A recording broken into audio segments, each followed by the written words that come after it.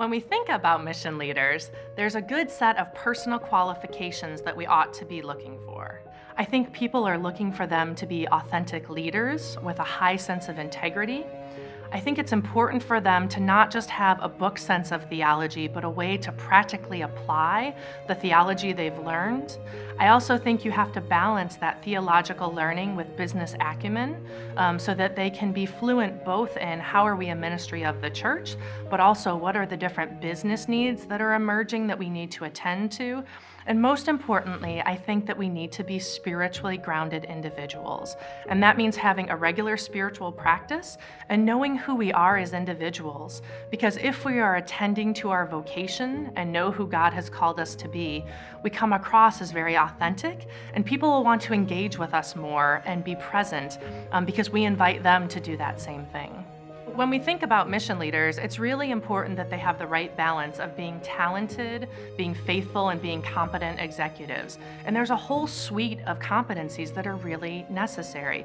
It really is important for mission leaders to have a capacity and competency to engage at all levels of the organization and to really feel comfortable interacting with persons, whether it's someone who serves in a governance role or serves on the front lines of the organization or the health ministry. As leaders, we often have to lead by pictures, and we really depend upon everyone at every level in the organization to contribute so that we're leading from the most complete, accurate picture that we have.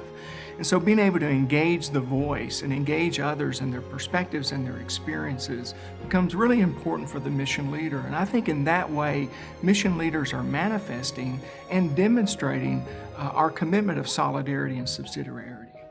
I want to talk about a basic piece here, and that is relationships.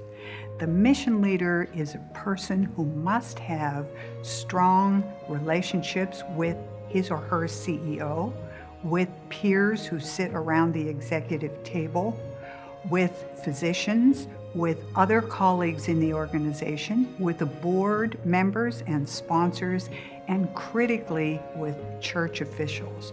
Those relationships, if they are absent, will leave the mission leader on an island. And one of the things that I like to say to new mission leaders is, don't resort to preaching. Right? Don't resort to preaching. You have to be able to be in the conversation with your peers and with the CEO at a level where they are engaged with the questions. So I think relationships are very critical to the success of a mission leader. A mission leader ought to be both coach and confidant of the CEO. I think the mission leader role is always evolving no matter which role you have in any organization, whether it be from the system level to a facility level.